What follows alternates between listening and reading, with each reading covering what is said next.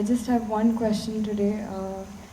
I believe you've talked about expectations, and I feel that sometimes I tend to be too inclusive in society. Oh, what is the too inclusive? I get over-attached to the people around me. No, that's not inclusiveness, that is being exclusive. See, if I get attached to you only in this whole crowd, is it being exclusive or inclusive?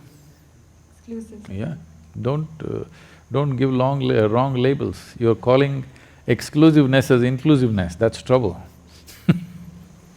I just want to know, how do I make sure that I get rid of the expectations I have from people and not let whatever their opinions are about me get to my head?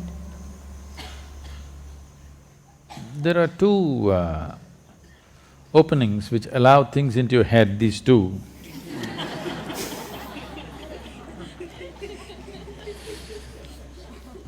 We can make Isha earplugs if you want. I didn't know there was demand for it. Our craft department can make Isha earplugs. Very organic, cotton ones, wooden ones, or just groundnuts, 2 groundnuts. High protein earplugs we can advertise. Now, what you call as attachment is a natural consequence of exclusiveness. The moment you choose between one and the other, getting tangled up with it is natural. See, we've already gone through this today. We accept both filth and fruit, but when it comes to eating, we choose the fruit. This is a choice we're making. When it comes to physical activity, we choose. But when we just sit here, where is the need to choose? For a specific activity, choices are made. But for the rest of the life, there is no need to make choices every moment of your life. Inclusiveness means this. Inclusiveness does not mean you have lost your discriminatory sense. You have your discriminatory sense. Your discriminatory sense is useful only for performing action, not for being here. For being here, you need not be discriminatory in any way. To be alive, if you discriminate, it will not work. But to act, you need discrimination, otherwise you cannot act sensibly. So this problem of getting attached or overly attached to one will naturally lead to another consequence of having deep aversion to many others.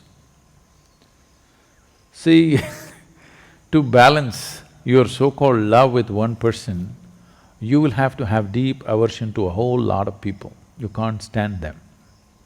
Please carefully watch and see, this is how it's working. Whether you're… maybe those people with whom you have aversion, you may not notice it unless they happen to be around you. You have aversion, but because they never came near you, it's not felt. But if they happen to come here, you will feel it, because this balance is always happening. Now, your expectations about people, this is not just about people, this is everything. What is the source of all human misery on the planet? Life is not happening the way I think it should happen. Is there any other cause I'm asking?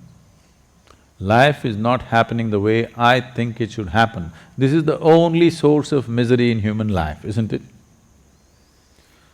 Tell me, is it easier to change your thinking or the world?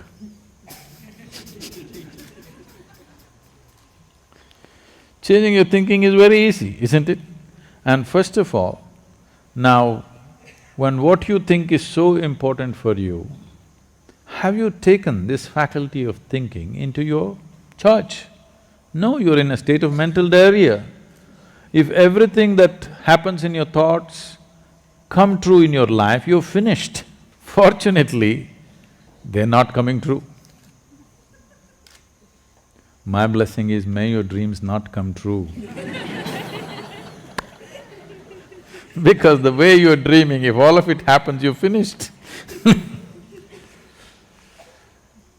Because your expectation is coming from a very limited picture of life. If you want your life to yield in a maximum way, even in material life, I'm saying, in a maximum way, I'm not talking about some spiritual dimension, just in your material life, if you want to yield maximum in this world, no expectations. You know Shunya meditation?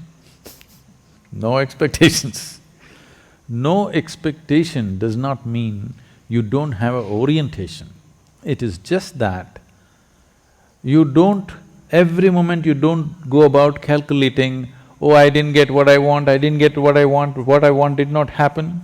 No, it's just that if you want to move in this direction, how far you will go will depend on how much gas you have, isn't it?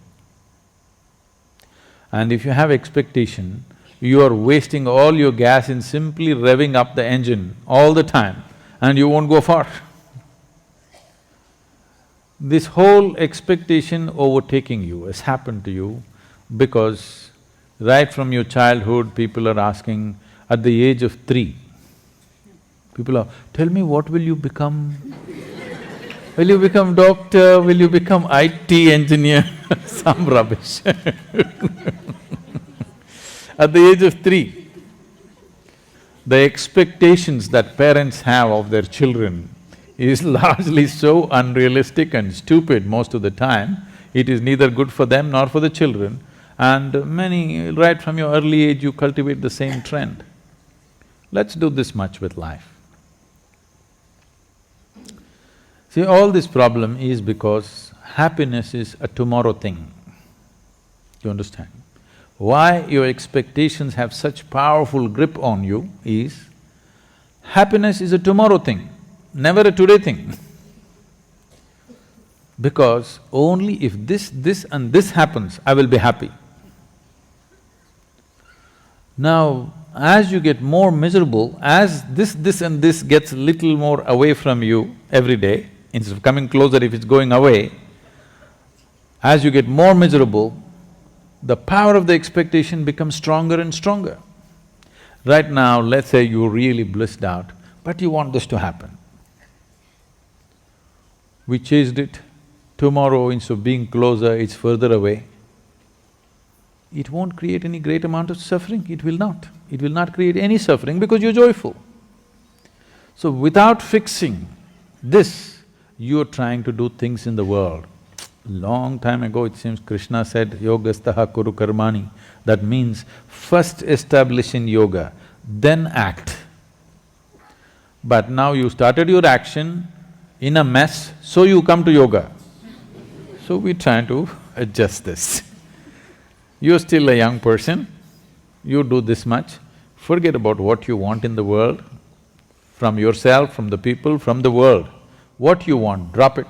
First establish this, that what happens within you is determined by you, nobody else but you. Just do this one thing, naturally you will choose to become pleasant. When you're very pleasant, still 10,000 things have not happened in my life. So what? With a joyful zest, I'll go after it.